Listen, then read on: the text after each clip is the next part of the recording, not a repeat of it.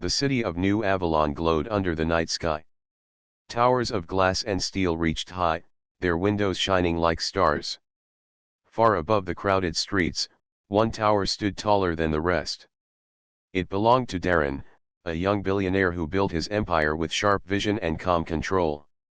Many feared him, many respected him, but very few truly knew him. His office on the top floor was large, quiet, and full of shadows.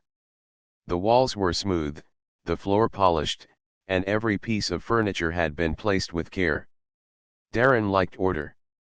He liked knowing that nothing inside his space was out of place.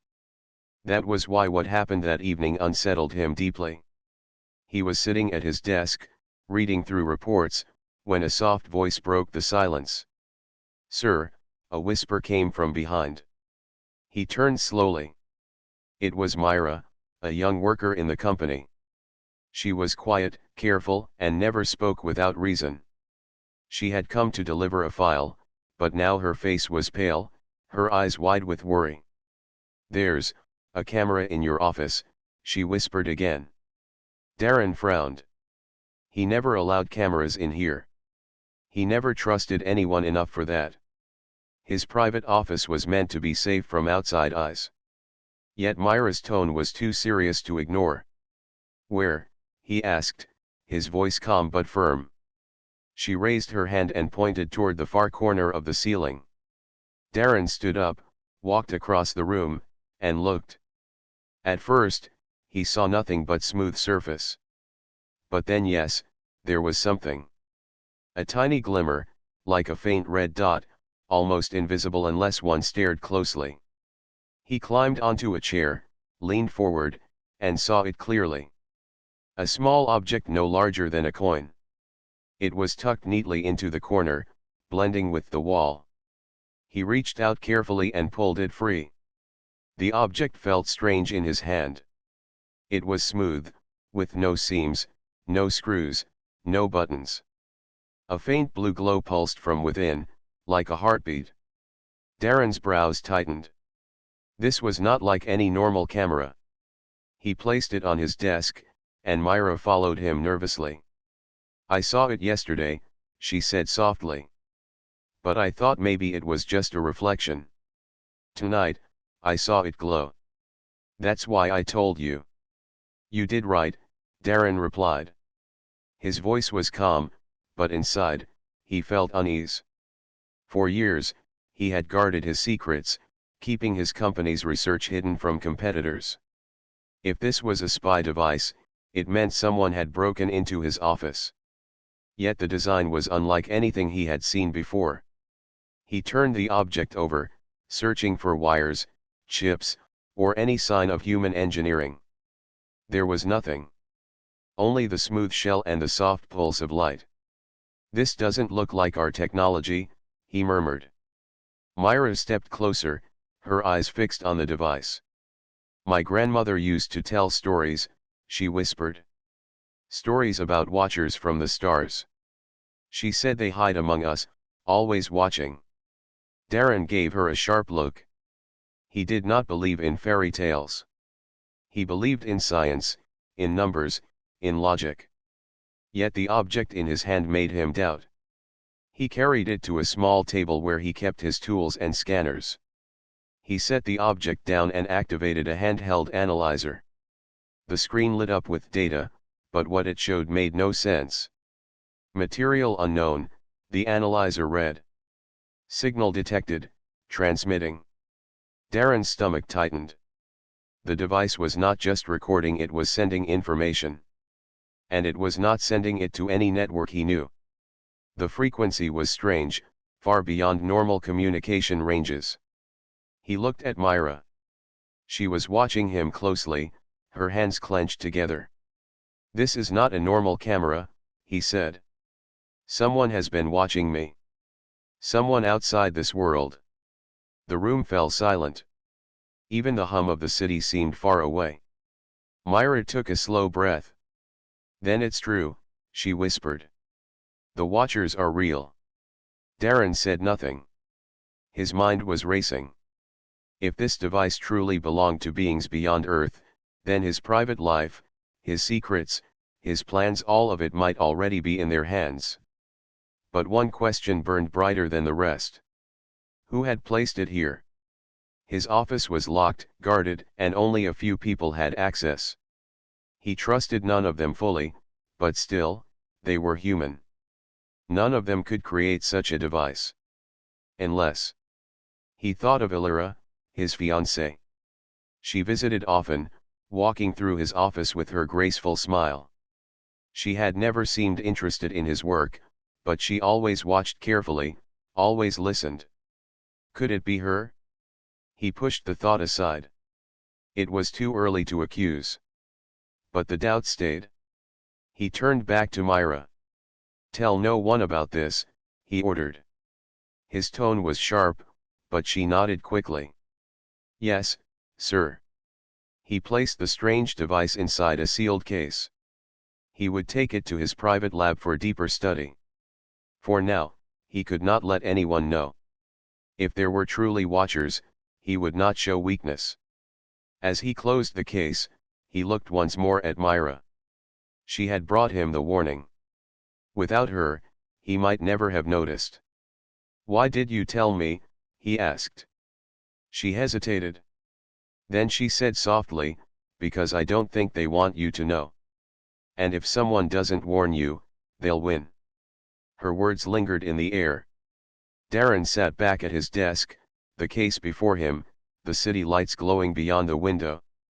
He was a man who built his empire by controlling every detail. But now, for the first time, he felt like the one being controlled. The small blue glow from inside the case pulsed again, faint but steady, as if alive. Darren whispered to himself, "Who is watching me?" And far beyond the city, in places no human eye had ever seen, the signal carried on, flowing through dark space toward unknown receivers. The sealed case sat on Darren's desk, its faint blue glow leaking through the cracks of the metal edges. The light pulsed like a heartbeat, steady and patient, as if the object inside were alive. Darren stared at it for a long time, his mind a storm of thoughts. He had built his empire by understanding technology better than anyone else. He knew how machines worked, how data moved, how signals traveled. But this device, this smooth, seamless camera, did not belong to anything he had ever studied. He could not let it remain a mystery. "Come with me," he said to Myra. The young worker looked uncertain. "To where?" "To the lab," Darren answered. "We'll see what this thing really is." The two left the office quietly. Darren moved with the calm control he was known for, but inside, he felt restless. He did not like being watched. He did not like being the one who knew less. The private lab was deep inside the tower, hidden from ordinary workers. Only a handful of engineers had access. The door opened with his handprint and voice command. Inside, the room smelled of steel and clean air. Machines lined the walls, humming faintly. Screens glowed, waiting for data. Darren placed the sealed case on a wide table and opened it. The small device lay still, its faint blue light filling the room. Myra stood back, watching with cautious eyes. "First," Darren said, "we scan it." He placed the object under a powerful scanner. The machine's arms moved above it, shining beams of light. Lines of data began to run across the screen. But the results made no sense. "Material, unknown," the machine reported. "Density, unstable. Surface, seamless. Internal structure, indeterminate." Darren frowned. He adjusted the settings, but every reading was the same. The device did not belong to any known category. "Try signal analysis," Myra suggested quietly. He tapped the controls, shifting the scanner to detect transmissions. At once, the machine beeped sharply. A line of strange symbols flashed on the screen, repeating again and again. "It's sending something," Darren murmured. "But not in any code I recognize." The symbols were sharp and elegant, nothing like human language. They twisted across the screen in patterns that seemed almost alive. Myra's voice shook slightly. It's not from here, is it? Darren did not answer. His mind was too focused. He pulled another machine closer, one designed to test frequencies. As soon as he linked it to the device, the results nearly shocked him. The signal was not traveling through normal radio waves. It was jumping across bands far beyond human use. In fact, the signal seemed to vanish into space itself, as if slipping between folds of the universe. This is not just a camera, Darren said at last. His voice was low, steady. This is a transmitter. It's sending everything it sees, somewhere out there. Myra's face grew pale. Then someone is watching you right now.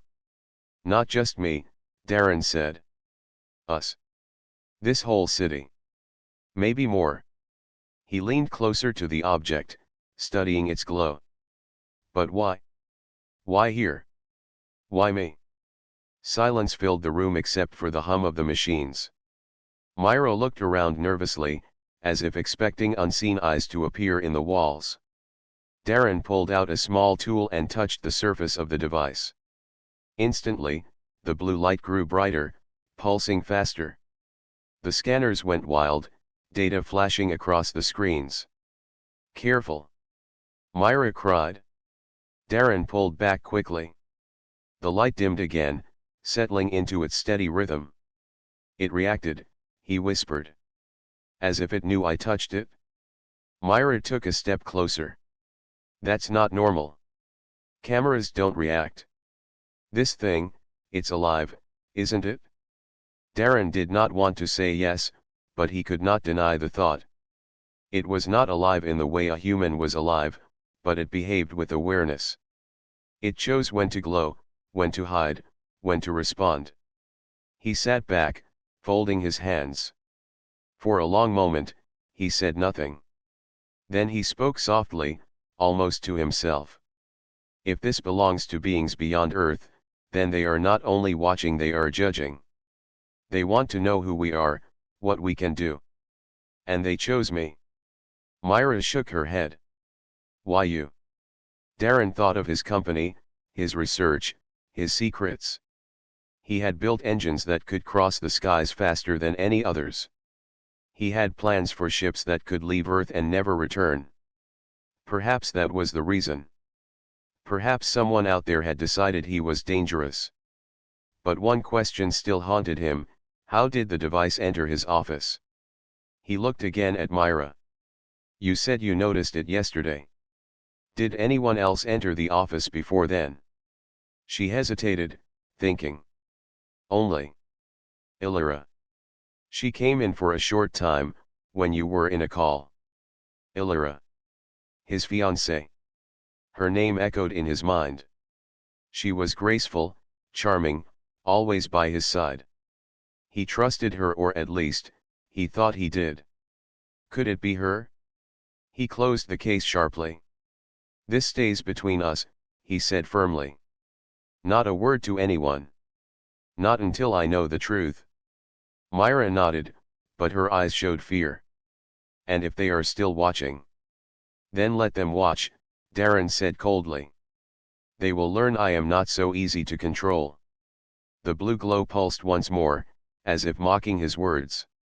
Darren stood, his tall figure casting a long shadow across the lab. He had faced rivals, competitors, and governments. But this was different. This was beyond anything Earth had known. He was no longer fighting for his company. He was no longer fighting for wealth. He was fighting for the truth against watchers from the stars. The thought burned in his mind as he left the lab. The night outside the tower was quiet, the city still glowing below. Yet he felt the invisible eyes upon him, steady and patient. Somewhere in the dark vastness of space, someone was listening. And he intended to find out who. The next morning, the sun rose over New Avalon, painting the tall towers in soft gold. From the highest floor of his tower, Darren stood by the window, his eyes fixed on the city below. Cars moved like silver lines across the streets, drones floated between the towers, and the people carried on with their lives, unaware of the strange device he had discovered. He had not slept. The image of the pulsing blue glow haunted him. He could not stop thinking about the signal, about the unknown watchers, and about the possibility that someone close to him had placed it in his office. His thoughts kept circling back to one name, Illyra. She was his fiancée, known for her elegance and calm beauty. Everyone admired her. She spoke little, but when she did, people listened. She carried herself with perfect grace, like someone who never doubted her place in the world. But now Darren's mind was full of doubt. That evening, Illyra came to visit. She entered the office with her usual quiet smile. She wore a silver dress that shimmered in the soft light, and her dark hair fell perfectly across her shoulders. She looked at him with warm eyes, but Darren felt a chill. "Darren," she said softly. "You look tired. Did you work all night again?" Darren forced a calm smile. "Something like that." She moved across the room, her steps smooth, almost too smooth, as if she had practiced each one. She sat near his desk, folding her hands neatly. Myra's warning echoed in his mind, "She knows." Darren studied her carefully. He noticed little details he had ignored before. Illyra rarely ate much when they had dinner together. She sipped drinks but hardly touched food. Her skin seemed flawless, without the smallest blemish, almost too perfect. And once he remembered clearly he had seen her eyes shine faint silver when the lights dimmed, though he had brushed it off as his imagination. "Did anything unusual happen yesterday?" Illyra asked, her voice light, almost casual. Darren's heart tightened. She never asked about his work. She never showed much interest in his office. Why now? He leaned back in his chair, keeping his face calm. "Why do you ask?" Illyra smiled, tilting her head slightly. "I just worry. You look distracted." Darren did not answer. Instead, he looked at her more closely. She returned his gaze with perfect calm. There was no nervousness in her eyes, no flicker of guilt. Only that same, practiced warmth. Later that night, after she left, Darren went back to the hidden case. He pulled out the small device again, watching its faint glow. His thoughts refused to settle. If Illyra had placed it, then she was not the woman he thought she was. If not, then someone else close to him had betrayed him. Either way, the truth lay hidden beneath the calm surface of her smile. He decided to test his suspicion. The next day, when Illyra visited again, Darren left a small piece of equipment near the corner of his office. It was a hidden sensor, designed to track movement and energy patterns. He told her nothing, only acted as if everything were normal. For most of the evening, they talked softly. Illyra spoke about an upcoming gala, about business alliances, about future plans together. She laughed at the right moments, asked the right questions, and smiled with perfect ease. But Darren noticed something strange. Whenever the topic of space exploration came up, something he often studied, she quickly changed the subject. She did it smoothly, almost without pause, but he caught it. She never wanted to talk about the stars.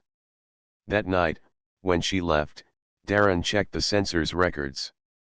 What he saw made his blood run cold. The sensor had picked up a small burst of unknown energy exactly when Illyra had walked past the far corner of the office. The same corner where the strange camera had been hidden. He replayed the footage. On the screen, Illyra's graceful hand brushed lightly against the wall. She paused for only a second, her face calm, her smile unchanged. Then she moved on as if nothing happened. Darren leaned back, staring at the screen. His suspicion was no longer just suspicion. It was proof. He did not want to believe it, yet the truth stood before him. Illyra had touched the place where the camera was hidden. She had been the one to adjust it. Why, he whispered to himself. The next evening, Illyra returned once more. She walked in with her usual smile, her silver earrings catching the light. But this time, Darren did not smile back. He sat still, watching her closely. Myra was in the next room, pretending to work, but in truth, she was listening carefully. "Darren," Illyra said softly. "Is something wrong?" He tapped a finger on the desk. "Why don't you tell me?" Her expression did not change. She tilted her head, giving a small laugh. "You're being mysterious." Darren's voice grew firm. "Yesterday, you touched the corner of my office." "Why?" For the first time, Illyra's smile faltered. It was only for a moment, but Darren saw it, the crack in her perfect mask. "Darren," she said slowly, her voice lower than before. "You should not be asking questions you don't want answers to." Myra's eyes widened in the other room. She pressed a hand to her mouth to keep quiet. Darren leaned forward, his voice sharp. "Who are you reporting to?" Illyra's face smoothed again, but her smile was different now, colder, sharper, as if she had stopped pretending. "You were never supposed to notice," she said softly. Darren's heart pounded, but he kept his face calm. His worst fear was now confirmed. The woman he thought he knew, the woman he planned to marry, was hiding something beyond human. The faint hum of the city outside filled the silence between them. Darren sat still, his hands resting on the desk, while Illyra's silver eyes reflected the light in a way no human eyes ever should. The silence inside Darren's office felt heavy, like a weight pressing down. The city lights glowed outside the tall windows, but inside, the air was tense and cold.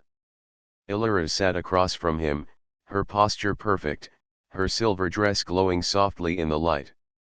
But her smile was no longer warm. It was calm, sharp, and distant. "You were never supposed to notice," she repeated quietly. Darren's fingers tapped slowly on the desk. He kept his voice steady, but his chest tightened. "Notice what? That someone placed an alien device in my office? Or that the person I trusted most is not who she claims to be?" Illyra tilted her head slightly. Her eyes reflected the light in a way that looked almost unnatural, like liquid metal. "You think you've uncovered something," she said softly. "But you have only touched the surface." Myra was in the next room, listening through a small communicator. She pressed the device to her ear, her breath quick and nervous. Every word between Darren and Illyra made her heart race faster.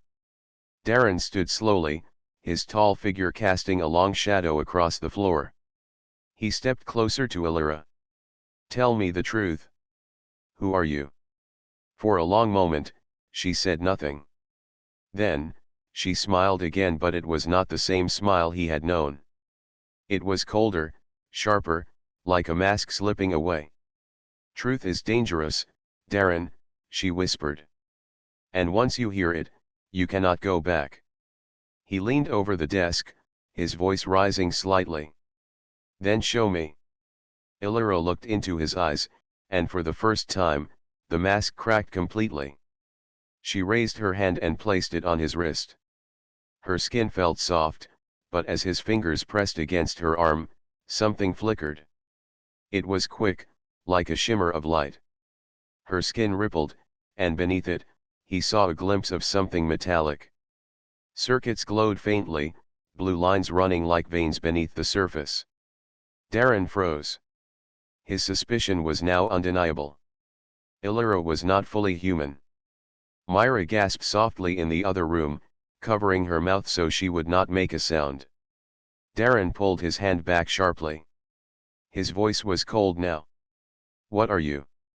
Illyra's eyes glowed faintly silver as she answered. "I am what you might call a synthetic envoy. Not human, not machine. A creation of those who watch from beyond." Her words cut through the air like a blade.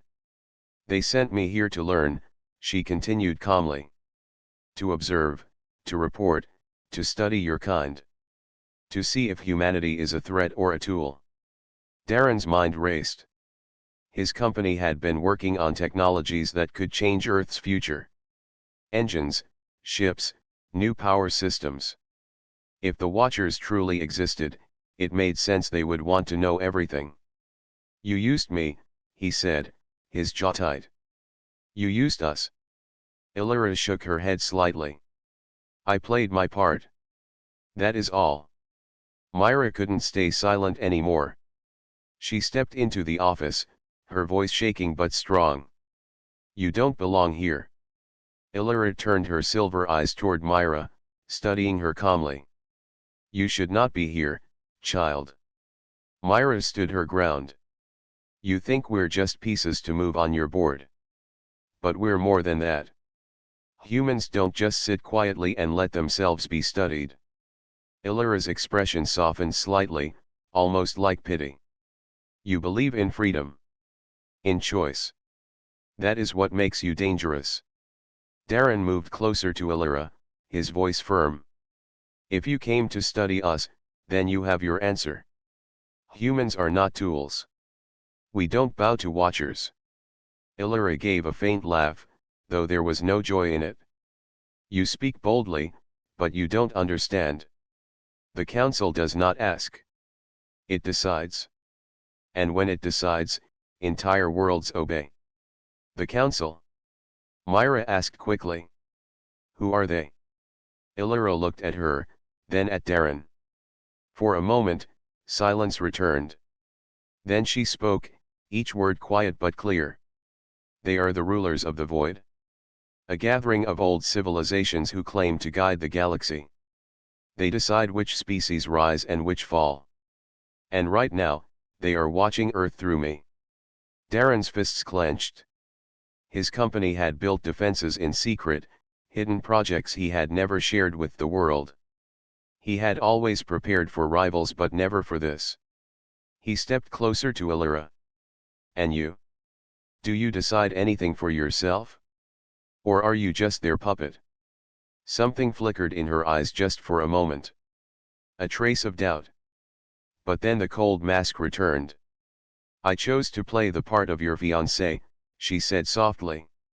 "That much was mine to decide." Her words struck Darren like a weight. He thought back to their dinners, their long talks, the way she smiled when no one else was around. Was any of it real? Or was it all a role she had played? "Why tell me now?" he asked. "Why not keep pretending?" Illyra stood slowly, her movements graceful. She looked out the tall window at the glowing city. "Because the game is ending. The Council will move soon. And you will see the truth whether you want to or not." The blue light of her eyes reflected in the glass. For the first time, she looked almost sad. Myra stepped closer to Darren, her voice low. "We can't trust her. She's been spying for them." Darren said nothing. His mind was torn between anger and questions. If Illyra truly was an envoy, then she might hold knowledge that no human had ever heard. She could be a danger but also the key to understanding what was coming. He finally spoke, his voice firm and cold. "Then understand this, Illyra. If your council thinks they can control Earth, they are wrong. We will not kneel. Not to them, not to you." Illyra turned back to him, her face calm, her silver eyes glowing faintly. "We will see," she said softly. The blue glow inside her eyes pulsed once, like the device in his lab. It was the same rhythm, the same silent heartbeat. And at that moment, Darren understood. Illyra was not just a spy. She was a signal herself, a living connection to those watching from the stars. The city was alive that evening. Lights sparkled on tall buildings, and cars rushed on the streets. But inside Martin's mansion, the atmosphere was tense and heavy. Everyone knew something big was about to happen. The secret camera had already shaken the house, but the truth behind it was still hiding in shadows. Martin sat in his study room. His mind was racing, his chest heavy. He could still hear Lila's voice from earlier, "There's a camera in your office." Those words had not left him for even a second. He had already searched the office, but now he wanted to understand who had placed it and why. Lila walked in quietly. She had been waiting outside, giving Martin some space, but now she knew the time had come to talk. "Did you find anything else?" she asked softly. Martin looked up. His eyes were tired, but they carried fire too. "Yes. It's not just one camera. I found more. Small, hidden, placed in corners where no one would notice." Lila's heart sank. "Someone has been watching everything you do," Martin nodded. "Not just me. They have been watching us. Every conversation, every private moment. Someone wanted to know everything." For a long moment, silence filled the room. Only the ticking clock on the wall could be heard. Then Martin stood. He reached for the small box on his desk where he had kept the cameras he found.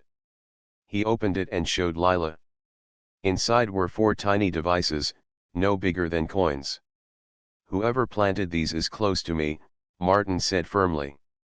"Someone who knows the house, someone I trusted." Lila swallowed hard. "Do you think it's her?" Martin's eyes darkened. He didn't answer at once. He walked to the window, staring at the city lights outside. "I don't want to believe it. But signs point to her. Too many things make sense now." The her was Clara, Martin's fiancée. She had been acting strange for weeks, asking questions that felt unusual, leaving the house at odd hours. At first, Martin thought she was only stressed with wedding plans. But now, doubt was growing stronger every minute. Lila spoke carefully. "If Clara is behind this, then it means she never truly cared. She was planning something else all along." Martin turned back and looked at Lila. "That is what I fear. But I need proof. Tonight, I will know the truth." Later that night, Martin hosted a small dinner at the mansion. Only Clara, Lila, and a few close workers were invited. The dining hall was warm, lit by chandeliers, but beneath the golden glow, tension was thick like smoke. Clara arrived in an elegant dress, her smile bright, her voice soft as always. She greeted Martin with a kiss on the cheek and spoke as if nothing was wrong. "Darling, you look troubled these days. Is something weighing on your mind?" Martin forced a small smile. "Just business matters." "Sit, let us eat."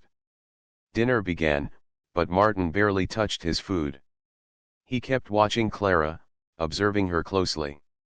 Lila, sitting across, did the same.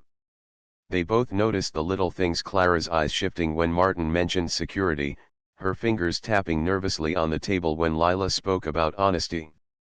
Finally, Martin put down his glass and spoke with a calm but steady voice. "Clara, I must ask you something important." She tilted her head, smiling sweetly. "Of course. Ask me anything. Do you know about the cameras in my office?" The room froze. Everyone looked at Clara. For a brief second, her face showed surprise, but she quickly covered it with a soft laugh. "Cameras? In your office? Why would I know such a thing?" Martin stared into her eyes. "Because I found them. Not one. Not two. Many. Hidden so carefully only someone close to me could have placed them." Clara's smile faded. Her fingers tightened around her fork. "Martin, you can't think I don't want to think that," Martin cut her off. His voice grew sharper. "But I have reasons. Too many signs. Tell me the truth now." The silence that followed was heavy. Clara looked from Martin to Lila, then back to Martin. Her lips trembled as if she wanted to speak, but then she stopped. Lila leaned forward.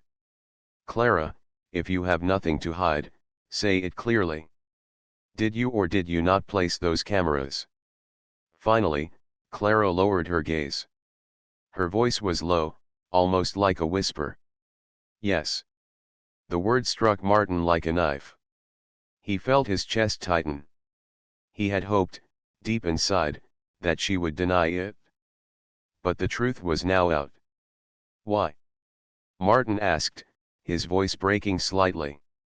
Why would you do this? Clara looked up, tears in her eyes, but her expression was mixed with fear and guilt. Because I had no choice. They made me do it.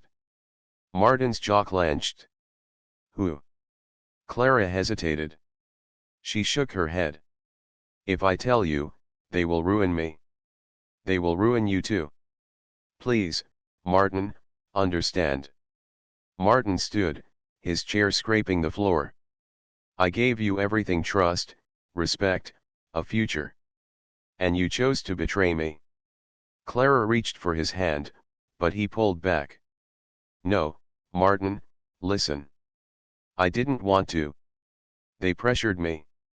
They said if I didn't watch you, they would destroy my family. Lila's eyes widened. Who are they? Clara's lips trembled. She whispered one word: the syndicate. The room went silent again. Lila and Martin exchanged a glance. The syndicate was a shadowy group, whispered about in business circles but never proven to exist. They were known for controlling people in power, using secrets as weapons. Martin's fists tightened. So they sent you to spy on me? Clara nodded slowly, tears falling. Yes. But I never wanted to hurt you. I only wanted to protect the people I love. Martin's voice was cold now. You should have trusted me instead of betraying me. Clara sobbed, but Martin turned away. He could no longer look at her. His heart was heavy, but his resolve was clear. The syndicate had made their move, and now he knew what he was facing. Lila touched Martin's arm gently. This is bigger than we thought. If the syndicate is involved, they won't stop. We need to fight back. Martin nodded slowly. His eyes burned with determination. Then we will fight. They wanted to watch me from the shadows. Now, I will drag them into the light. The dinner ended in silence. Clara sat with her head down, crying quietly. Martin walked out of the hall, his steps heavy but firm. Lila followed, ready to stand by his side. The truth had finally come out. Clara had unmasked herself not just as his fiancée, but as a pawn of a dangerous power. And now, the real battle was about to begin. The evening air around the tall glass tower felt heavy, as if the whole city was holding its breath. The billionaire, Daniel, stood by the wide window of his office. The lights below glittered like a sea of stars, but he could not enjoy the view. His thoughts were tied in a knot. Across the room, Myra, the black girl who had whispered the first warning to him, sat calmly. Her eyes, sharp yet kind, watched him. She had said little since they arrived, letting him wrestle with his storm of doubts. He finally broke the silence. They played me like a fool, Myra.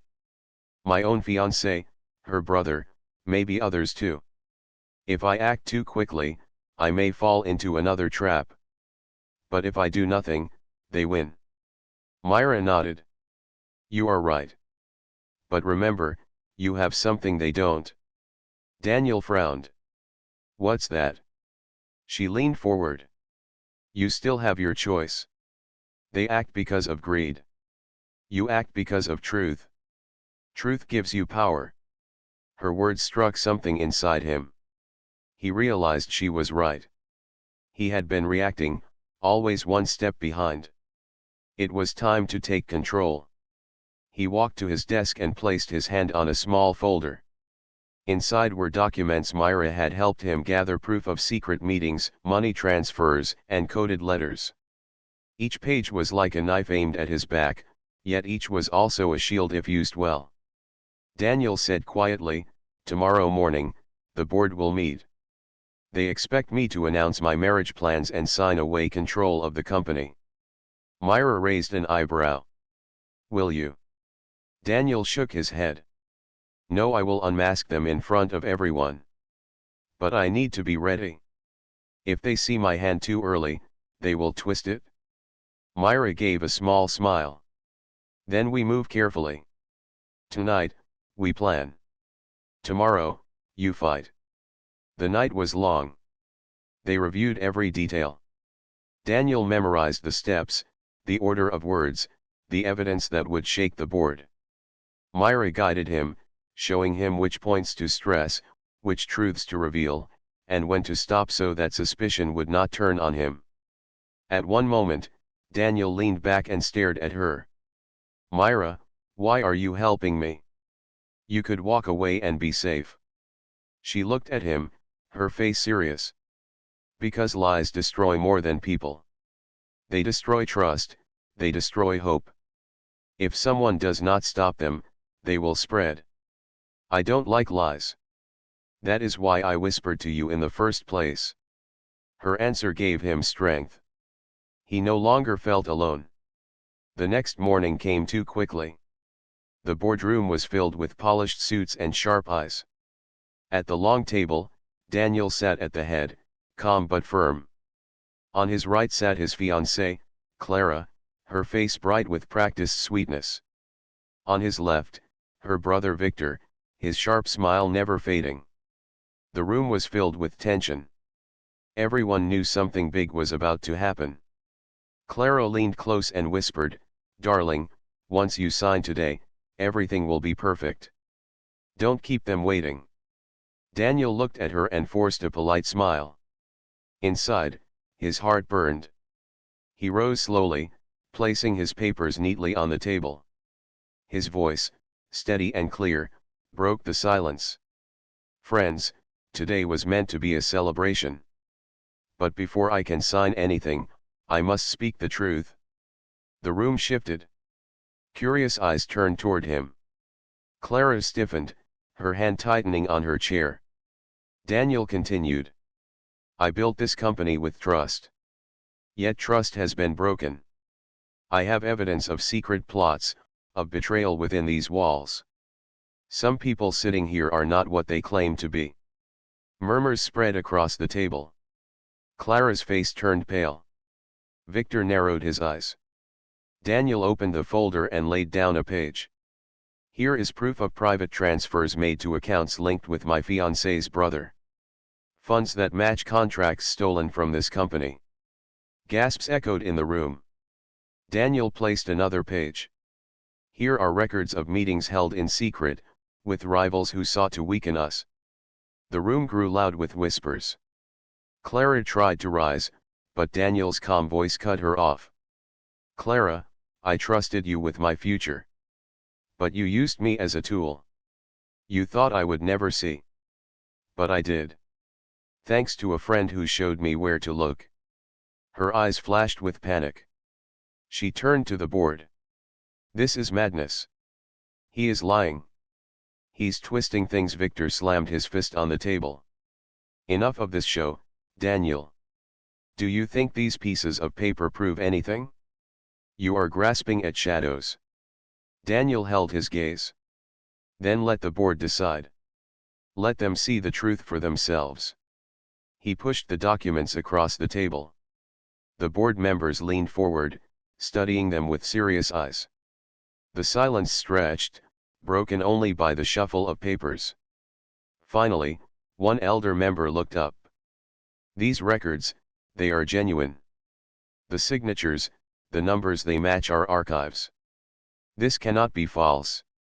The weight of the words fell like a hammer. Clara's voice cracked. "No.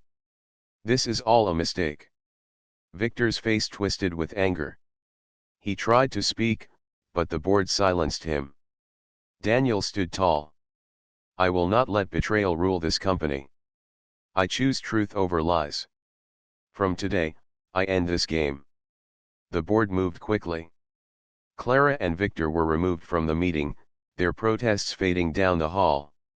Some members looked shaken, others relieved. Daniel sat again, exhausted but calm. He had done it. He had turned the trap into a victory. Myra, waiting quietly in the back, gave him a small nod. He returned it with gratitude. But deep in his heart, Daniel knew this was not the end. Clara and Victor would not vanish quietly. They had been unmasked, but cornered enemies were often the most dangerous. He whispered to himself, "The fight is not over. But I am ready." The sun rose over New Avalon, spilling gold light across the city. From the highest tower, Daniel looked out over the skyline. The events of the past days weighed on him, but he felt a strange sense of calm. He had revealed the truth, exposed the betrayal, and taken control. Yet he knew the final test had not come. Clara and Victor would not disappear quietly. They were cornered, angry, and dangerous. But Daniel was ready. Myra stood beside him, calm and steady as always. "Are you sure about this?" she asked softly. Daniel nodded. "Yes. They underestimated us. But we have the advantage now. They made one mistake. They thought fear could control me. They were wrong. The plan had been simple but precise." Daniel had prepared a meeting in the same boardroom, inviting Clara, Victor, and a few trusted allies. But this time, the setting was different. Hidden cameras and sensors were placed strategically. Every movement, every word, would be recorded. No one would escape without the truth being revealed. When Clara and Victor arrived, they were tense. They entered the room with smiles that didn't reach their eyes. They thought they could intimidate him, but Daniel remained calm, his tall figure radiating confidence. "Daniel," Victor said, trying to sound polite, "I hope we can resolve this without unnecessary drama." Daniel smiled faintly, his eyes sharp. "I agree. But some truths cannot wait for politeness." He tapped the table, and the hidden screens came alive. Video evidence, financial records, and documents spread across the monitors. Every detail of their plotting, every lie, every hidden action was displayed clearly. Clara's face drained of color. This is impossible." Daniel's voice was calm but firm. "It is very possible. You underestimated me and overestimated your secrecy." Victor tried to speak, but Daniel raised a hand. "Please, let me finish." He walked slowly to the center of the room. "I trusted family, friends, and my closest advisors. But trust must be earned. Betrayal has consequences." Clara's voice trembled. "Daniel, you were used," Daniel said, cutting her off. "The syndicate pressured you. You chose fear over honesty. That is not weakness, it is a choice. And now, you face the result of that choice." Myra stepped forward, her presence calm and commanding. "You wanted control through lies. But truth has the power to set things right. It is time to accept it." Clara and Victor exchanged a glance, realizing their position had shifted. They were no longer in control. The room, the people, and the evidence all favored Daniel. Daniel continued, "From this day, the company, my family, and my life will be guided by truth. Those who seek to harm me will find only consequences." He paused and looked directly at Clara. "I am giving you a choice. Leave now, admit your part, and we will ensure you face the law with fairness. Resist, and the consequences will be far greater." Clara's hands shook. She had no words, no excuses left. Slowly, she nodded. Victor's shoulders slumped, and he too gave a reluctant agreement. Daniel nodded. "Good. Then let us end this chapter." He turned to the board and the staff present. "Let this be a lesson. Trust is powerful. Betrayal is visible. And truth always finds a way to shine." The staff murmured, some nodding, some quietly relieved. Daniel's calm confidence had restored their faith. Later that evening, Daniel and Myra returned to the private office. The city glowed below them, peaceful, unaware of the battle that had been fought within these walls. Daniel leaned back in his chair, exhausted but satisfied. "It's over," he said quietly. Myra shook her head. Not everything. They are out there. The syndicate will try again. But for now, you have won the first round. Daniel nodded. He picked up the small device, the original camera that had started everything. Its faint blue glow pulsed softly. He studied it for a long moment. They wanted to control us, he said. But they did not know the most important thing. Myra looked at him. What is that? Humans, Daniel said softly, do not bend easily. We fight. We protect. And we adapt. The room was silent for a long moment. Then Myra smiled faintly. Then they will learn, eventually. Daniel placed the device carefully in a secure vault, where it could be studied but never used against them again. It was a reminder of the threat they had faced and the victory they had earned. In the following weeks, the company regained stability. The board supported Daniel fully, impressed by his courage and clarity.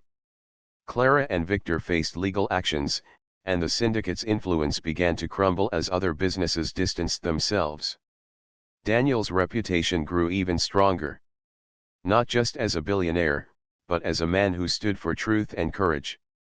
One evening, as Daniel walked across the rooftop garden of the tower, Myra joined him. The city spread below like a living map, alive and shimmering. You did well, she said softly. Not just for the company, but for everyone who believed in fairness. Daniel nodded, looking at the horizon. We did it together.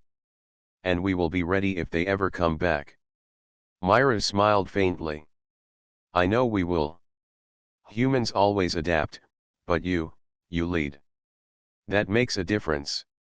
Daniel looked at her, then back at the city. For the first time in days, he felt calm. The past threats were behind them. The future was uncertain, but for now, they had won. And as the city lights twinkled below, Daniel realized one truth above all: the greatest power was not wealth, not technology, not even strength, but the courage to face betrayal and stand for truth. He turned to Myra, ready for the next challenge, knowing that no matter what came, humans would always fight to protect their own. The world was wide, the threats many, but he was ready. And this time, no one would ever control him again.